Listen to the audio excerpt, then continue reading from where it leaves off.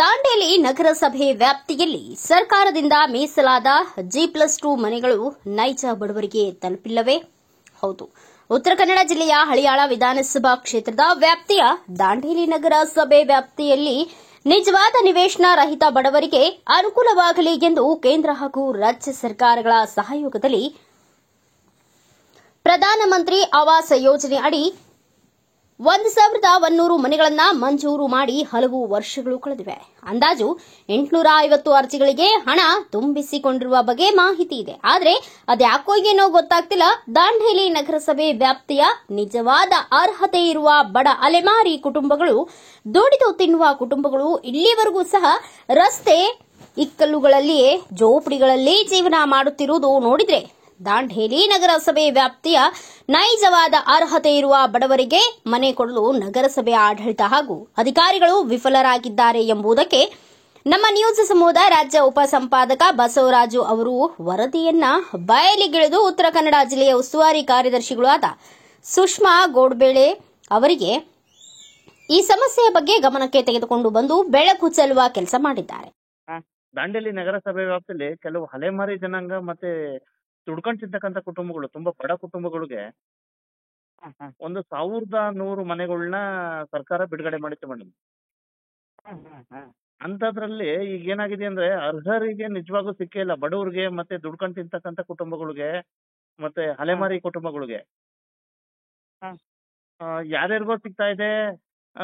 ಪಾಪ ಮೊನ್ನೆ ನಾನು ಕಾರವಾರದಿಂದ ಬರುವಾಗ ಪಾಪ ದಾಂಡೇಲಿಯವರು ಬಂದು ಈ ಚಿಂದಿ ಆಯ್ತಾರಲ್ಲ ಮೇಡಮ್, ಅಂತವ್ರೆಲ್ಲ ಪಾಪ ಇವತ್ತಿಗೂ ಸಹ ಅವ್ರಿಗೇನು ನಿವೇಶನ ಇಲ್ಲ, ಯಾವ್ದು ಇಲ್ಲ, ಯಾವ್ದೋ ಒಂದು ಜೋಪಡಿಗಳು ಹಾಕೊಂಡು ಜೀವನ ಮಾಡ್ತಾವ್ರೆ. ಹಾಗಾಗಿ ಈ ರೀತಿ ಇದ್ದಾಗ ದಯವಿಟ್ಟು ತಾವೊಂದು ಪತ್ರ ಬರೀಬೇಕು ವಸತಿ ಇಲಾಖೆಗೆ ಮತ್ತೆ ಆ ಒಂದು ನಗರಸಭೆ ಇದಕ್ಕೆ. ದಯವಿಟ್ಟು ಬಡವ್ರಿಗೆ ವಿಶೇಷವಾಗಿ ಆ ಒಂದು ಏನು ಅಲೆಮಾರಿ ಕುಟುಂಬಗಳಿಗೆ ಮನೆ ಸಿಗೋ ರೀತಿ ಇದ್ ಮಾಡ್ಬೇಕು ಮೇಡಮ್. ದಯವಿಟ್ಟು ಈಗ 1,100 ಮನೆ ಬಿಡುಗಡೆ ಆಗಿದೆ. ಬಟ್ ಅವ್ರಿಗೆ ಮಂದಿ ಯಾರ್ದಾರು ಗೊತ್ತದ ಮೇಡಮ್, ಯಾವ್ದಾರು ಹಿಂಗೆ 4-5 ಮಂದಿ ಹೆಸರು ಗೊತ್ತದ ನಿಮ್ಗೆ? ಮೇಡಮ್ 4-5 ಅಲ್ಲ ಮೇಡಮ್, ಟೋಟಲ್ ಒಂದು 50ರಿಂದ 60 ಕುಟುಂಬಗಳು ಇದೆ ಮೇಡಮ್. ಅದೇ ನೀವು ಅದಕ್ಕೆ ಸ್ಯಾಂಪಲ್ ಒಂದು 5-6 ಮಂದಿ ಹೆಸರು ಕಳಿಸ್ರಿ. ಯಾಕಂದ್ರೆ ಈಗ ಏನಾಗಿದೆ, ಎಲ್ಲವೂ ಇದು ಮಾಡಿ ಏನು ಆನ್ಲೈನ್ ಅಪ್ಲಿಕೇಶನ್ ಇದಾವಂತ ಹೇಳ್ತಾ ಇದ್ದಾರೆ. ಈಗ ಮ್ಯಾನ್ಯುಯಲ್ ತೆಗೆದ್ಬಿಟ್ಟಾರೆ ಹೌಸಿಂಗ್ನವರು. ಅದಕ್ಕೆ ನಾನು ವೆರಿಫೈ ಮಾಡ್ತೀನಿ ಯಾವ ಸ್ಕೀಮ್ನಾಗ ಸ್ಕೀಮ್ ಹೆಸರು ಮತ್ತೆ ಅವ್ರು ನಿಮಗೆ ಗೊತ್ತಿದ್ದವ್ರು ಒಂದು 5-6 ಮಂದಿ ಬೆನಿಫಿಷರೀಸ್ ಅದೇ ಹೆಸರು ಕಳಿಸ್ರಿ ನಾನು. ಸರಿ ಮೇಡಮ್, ಅದು ಕಳಿಸ್ತೀನಿ. ದಯವಿಟ್ಟು ಈ ವರದಿನೂ ಹಾಕ್ತೀನಿ ಮೇಡಮ್. ತಮ್ಮ ಅಭಿಪ್ರಾಯ ತಗೊಂಡು ದಯವಿಟ್ಟು ತಾವು ಒಂದ್ಸಲ ಭೇಟಿ ಕೊಡಿ ಮೇಡಮ್ ಪ್ಲೀಸ್. ದಾಂಡೇಲಿ ನಗರಸಭೆ ಮಾಡ್ತೇನೆ. Okay madam, okay. ಮೇನ್ ಅಂದ್ರೆ ನನಗೆ ನೀವು ಯಾವ್ದಾರ ಇದು ಡೀಟೇಲ್ಸ್ ಹಾಕ್ತೀನಿ ಮೇಡಮ್, ನಿಮ್ಗೆಲ್ಲ ವಾಟ್ಸ್ಆಪ್ ಡೀಟೇಲ್ಸ್ ಹಾಕ್ರಿ. ಓಕೆ ಹಾಕ್ರಿ, ನಾ ವೆರಿಫೈ ಮಾಡ್ತೀನಿ ಅದು ಯಾವ ಸ್ಕೀಮ್ ಅದ ಹೆಸರು. ಆಮೇಲೆ ನಾನು ಕೇಳ್ತೀನಿ ಹೆಡ್ ಆಫೀಸಿಗೆ, ಯಾಕಂದ್ರೆ ನನಗೆ ಮೊನ್ನೆ ಅವರು ಯಾವ್ದು ಲಾಸ್ಟ್ ಡಿಪಾರ್ಟ್ಮೆಂಟ್ ಅದೊಂದು ಇವ್ಯಾಲ್ಯೂಯೇಷನ್ ಮಾಡ್ತಾ ಇದೆಯಲ್ಲ, ಹೌಸಿಂಗ್ ಇವ್ಯಾಲ್ಯೂಯೇಷನ್ ಮಾಡೋ ಮುಂದೆ ಹೇಳಿದ್ರು ಈಗ 100% ಆನ್ಲೈನ್ ಇದೆ. ಈಗ ಬೇರೆಯವ್ರು ಯಾರು ಇಂಟರ್ಫಿಯರ್ ಮಾಡಕ್ ಆಗಲ್ಲ, ಅದು ಆನ್ಲೈನ್ ಅವರು ಫಾರ್ಮ್ ತುಂಬೇಕಂತ ಏನೋ ಹೇಳಿದ್ರು ನನಗೆ. ಬಸವ ಆವಾಸ್ ಯೋಜನೆ, ಆಮೇಲೆ ಅಟಲ್ ಬಿಹಾರ್ ವಾಜಪೇಯಿ ಆವಾಸ್ ಯೋಜನೆ ಎಲ್ಲ ಈಗ ಆನ್ಲೈನ್ ಇದೆ ಅಂದ್ರು. ಅದಕ್ಕೆ ನೀವು ನನಗೆ ಸ್ಯಾಂಪಲ್ ಕಳಿಸಿದ್ರೆ ಗೊತ್ತಾಗ್ಬಿಡ್ತದೆ. ಕಳಿಸ್ತೀನಿ ಮೇಡಮ್, ದಯವಿಟ್ಟು. ಇಲ್ಲೇ ನಾವು ದುಡ್ಯಾಕ್ ಬರ್ತೇವೆ, ನಮ್ಗೆ ಇಲ್ಲಿ ಜಾಗ ಯಾವ ಊರಮ್ಮ ನಿಮ್ದು? ನಮ್ ದಾಂಡೇಲಿ. ದಾಂಡೇಲಿ. ಯಾಕೆ ನಿಮ್ ಮನೆ ಇಲ್ಲ? ಮನಿ ಇಲ್ಲ ರೀ ನಮ್ಗೆ, ಇಲ್ಲೇ ದುಡ್ಯಾಕ್ ಬರ್ತೇವೆ. ನಮ್ಗೆ ಏನ್ ಜಾಗ ಇಲ್ಲ, ಜಮೀನ್ ಇಲ್ಲ, ಇಲ್ಲಿ ನಮ್ಗೆ ಇರ್ಲಿಕ್ಕೆ ಕೊಡುಂಗಿಲ್ಲ. ಈಗ ನಾವಳೆ ನಾಡ್ದಿನ ನಾವು ಇಲ್ಲೇ ತೆಗಿಬೇಕ್ರಿ.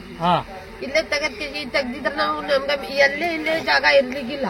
ನಾವ್ ಮತ್ ಚಿಂದಿ ಅಪರ ಎಲ್ಲೇ ಮಾಡಿ ತಿನ್ಬೇಕು, ಎಲ್ಲೇ ನಾವು ಜೀವನ ಮಾಡ್ಬೇಕು ರೀ ಸರ್. ಅದಕ್ಕೆ ರೀ ಸರ್ ನಮ್ಗ ಇಲ್ಲೇ ಎಲ್ಲೇ ಸ್ವಲ್ಪ ಜಾಗ ಕೊಟ್ಟಿದ್ರ ಕಾರವಾರ ಭಾಗದಾಗಲ್ಲ, ನಿಮ್ಗೆ ಆಭಾರಿ ಇರ್ತೇವ್ರಿ. ಅಲ್ಲ ಈಗ 1,100 ಮನೆ ಕೊಟ್ಟಿದ್ರಲ್ಲ, ನಮ್ಗೆ ಎಲ್ಲಾರ್ಗು ಮನೆ ಕೊಟ್ಟೆ, ನಮ್ಗೆ ಯಾರು ಮನೆ ಕೊಟ್ಟಿಲ್ಲ, ಬಡವ್ರು ತಲುಪಿಲ್ಲ. ಮತ್ತೆ ಯಾರು ತಲುಪಿದೆ ಅಲ್ಲೇ? ಇರೋರ್ಗೆ ಮನೆ ಇದ್ರು ಸಹ ಕೊಟ್ಟಿದ್ದಾರೆ.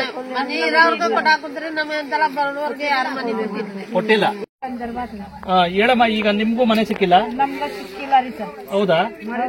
ಯಾಕೆ ಅರ್ಜಿ ಹಾಕಿದ್ದೇವೆ, ನಮ್ಗೂ ಮನೆ ಸಿಕ್ಕಿಲ್ಲ ರೀ ಸರ್. ಹೌದಾ? ಹೌದು. ಯಾಕೆ ಮತ್ತೆ ಇಂತ ನಿಮ್ಗೆಲ್ಲ ಇದ್ರು ಇಲ್ಲ ಅಂದ್ರೂ ಯಾಕೆ ಕೊಟ್ಟಿಲ್ಲ? ಏನು ಸರ್ ಅವ್ರಿಗೆ ಗೊತ್ತಿಲ್ಲ, ನಮ್ಗೇನು ಗೊತ್ತಿಲ್ಲ. ಮತ್ತೆ ಯಾರು ಕೊಟ್ಟವ್ರಲ್ಲ ಮನೆ? ಯಾರು ಕೊಟ್ಟಾಗ ಹೌದಾ? ನಿಮ್ಮಂತವ್ರ ಮನೆ ಬೇಕು? ಬೇಕ್ರಿ ಸರ್ ನಮ್ಗೆ ಮನೆ. ಇಂಥದಕ್ಕೆಲ್ಲ ಬಳಸ್ಕಲ್ಲ, ಬರೀ ವೋಟಿಂಗ್ ಮಾತ್ರ ಬಳಸ್ಕೋತಾರೆ. ಓಕೆ. ಉಳ್ಕಿದೇನೋ ಒಂದು ಕಾರ್ಯಾಚರಣೆ ಇಲ್ಲಿ ಬರ್ತಾರೆ. ಯಾರಿಗೋಗಿದೆ ಮನೆ ಯಾರಿಗೋಗಿದೆ? ಯಾರಿಗೋಗಿದೆ ಏನೋ ರೀ ಅದು. ಹೌದಾ? ಬಂದಿಲ್ಲ. 1000 ಮನೆ ಬಿಡುಗಡೆ ಆಗಿದೆ. 1000 ಮನೆಯಲ್ಲಿ ನಮ್ 3 ಅರ್ಜಿ ಸರ್, 3 ಅರ್ಜಿನೂ ಫೇಲ್ ಆಗಿದೆ. ಹೌದಾ? ಒಂದ್ ಮನೆ ಕೂಡ ಬಂದಿಲ್ಲ. ಓಕೆ. ಈಗ ಒಟ್ಟಾರೆ ನಿಮ್ಗೆ ಮನೆ ಬೇಕು? ಮನೆ ಬೇಕು. ಓಕೆ. ಗೊತ್ತಾಯ್ತಲ್ಲ ವೀಕ್ಷಕ್ರೆ, ವಿಶೇಷವಾಗಿ ಈಗ ನಾನ್ ಕೇಳೋದು ಪಾಪ ನೋಡಿ, ಎಂತೆಂತವ್ರಿಗೂ ನೀವು ಮನೆ ಕೊಡ್ತಿರ್ಲ, ಆಯ್ತಾ? ಏನ್ರಿ ಇವಾಗಂತೂ ಕಮಿಷನರ್ ಇವಾಗ ಬಂದವ್ರು ಬಿಡಿ, ಹಳೆ ಕಮಿಷನರ್ ಏನ್ ಮಾಡಿದ್ರು, ಆ ಜನಪ್ರತಿನಿಧಿಗಳು ವಿಶೇಷವಾಗಿ ಆ ಕಾರ್ಪೊರೇಟ್ರು, ಆ ದಂಡೇಲಿ ಕಾರ್ಪೊರೇಟರ್ಗಳೇ ನಿಮ್ಗೆ ಏನಾದ್ರು ಇದಿದ್ಯಾ ನೋಡಿ, ಎಲ್ರಿ ಕೊಟ್ಟಿದ್ದೀರಾ ನೀವು ಬಡವ್ರಿಗೆ? ಆಯ್ತಾ, ಬಡವ್ರಿಗೆ ಎಲ್ಲಿ ಕೊಟ್ಟಿದ್ದೀರಾ ನೀವು?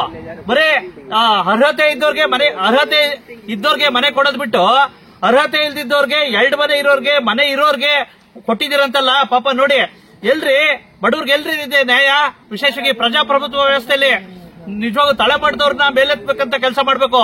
ಆದ್ರೆ ನೋಡಿ, ಬಡವರಾಗೇ ಇದಾರೆ, ಮನೆ ಇಲ್ದಿದ್ದವ್ರು ಮನೆಯಾಗೇ ಇದಾರೆ. ಅರ್ಥ ಆಯ್ತಾ? ನೋಡಿ, ಜೋಪಡಿಗಳು ಹಾಕೊಂಡು ಜೀವನ ಮಾಡ್ತಾವ್ರೆ. ದಯವಿಟ್ಟು ಈ ವ್ಯವಸ್ಥೆ ಹೋಗ್ಬೇಕು.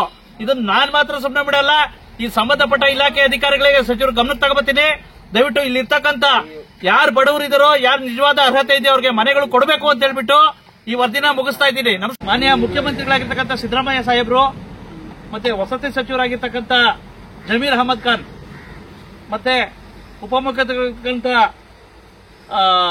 ಡಿ ಕೆ ಶಿವಕುಮಾರ್ ಅವರೇ, ಮತ್ತೆ ವಿಶೇಷವಾಗಿ ಹಿರಿಯ ರಾಜಕಾರಣ ಆಗಿರ್ತಕ್ಕಂಥ ಆರ್ ವಿ ದೇಶಪಾಂಡೆ ಸಾಹೇಬ್ರೆ,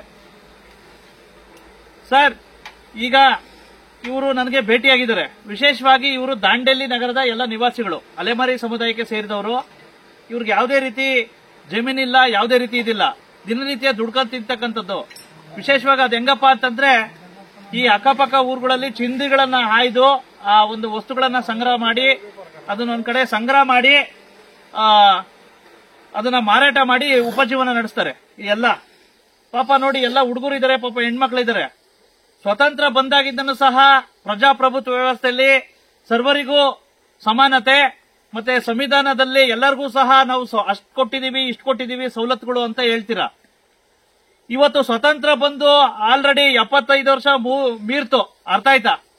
ಆದ್ರೂ ಸಹ ಈಗ ಇಂಥ ವ್ಯವಸ್ಥೆಯಲ್ಲಿ ಅಲೆಮಾರಿ ಸಮುದಾಯಕ್ಕೆ ನಿಜವಾಗೂ ಒಂದು ಕನಿಷ್ಠ ಸವಲತ್ತುಗಳು ಸಿಕ್ಕಿಲ್ಲ ಅನ್ನೋದಕ್ಕೆ ಇವರೇ ಸಾಕ್ಷಿ.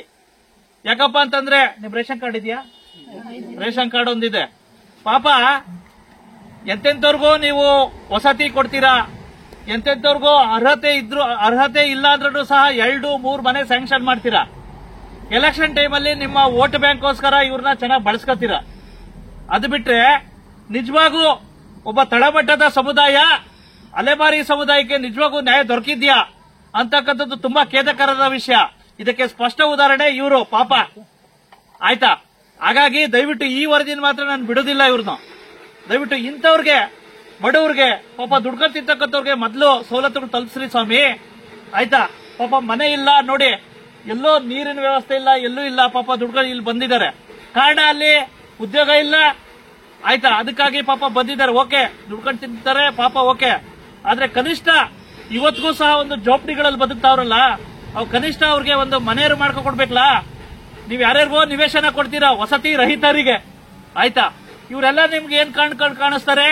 ಹಾಗಾಗಿ ಅಲ್ಲಿರ್ತಕ್ಕಂಥ ಚೀಫ್ ಆಫೀಸರ್ಸ್ಗಳು, ದಂಡೇಲಿ ನಗರಸಭೆಯವರು ದಯವಿಟ್ಟು ಇಂಥವ್ರನ್ನ ಸರ್ವೆ ಮಾಡಿ ಇಂಥವ್ರಿಗೆ ದಯವಿಟ್ಟು ಆ ಒಂದು ಸವಲತ್ತು ದೊರಸ್ಕೊಟ್ರೆ ಖಂಡಿತ ಒಂದ್ ರೀತಿ ನಿಮ್ಗೆ ಸಾರ್ಥಕತೆ ಆಗುತ್ತೆ ಅಂತಕ್ಕಂಥ ನನ್ನ ಅಭಿಪ್ರಾಯ.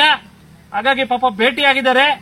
ದಯವಿಟ್ಟು ಇದನ್ನ ನಾನು ಮಾಹಿತಿ ತಗೊಂಡು ನಿಮ್ಗೆ ಕಳ್ಸಿಕೊಡ್ತೀನಿ. ದಯವಿಟ್ಟು ಇಂಥವ್ರಿಗೆ ಮನೆ, ಆ G+2 ಏನ್ 1100 ಮನೆ ಸ್ಯಾಂಕ್ಷನ್ ಮಾಡಿದಿರಲ್ಲ ನೀವಲ್ಲಿ G+2, ಆ ಮನೆಗಳಲ್ಲಿ ದಯವಿಟ್ಟು ಇಂಥ ಬಡವ್ರು ಕೊಡಿ ಅಂತ ಹೇಳ್ಬಿಟ್ಟು ನಾನು ಮನವಿ ಮಾಡ್ಕೊಳ್ತೇನೆ. ಇನ್ನಾದ್ರೂ ಉಳಿದ ಮನೆಗಳು ನೈಜ ಬಡವರಿಗೆ ಸಿಗುವುದೇ ಎಂಬುದನ್ನ ಕಾದು ನೋಡಬೇಕಿದೆ. ಬ್ಯೂರೋ ರಿಪೋರ್ಟ್ ಬಸವರಾಜು, ಭಾರತ ವೈಭವ news, Dandeli. Thanks for watching. Read, discuss and debate with editor Dr. Yan Prashant Rao. Wanted reporters in print, digital and visual media for Bharat Vaibhav Daily Newspaper, BV News 5 Channel and BV Fast Web News from all the talukas of Karnataka, Goa and Maharashtra. If interested, send your resume to 9019229369.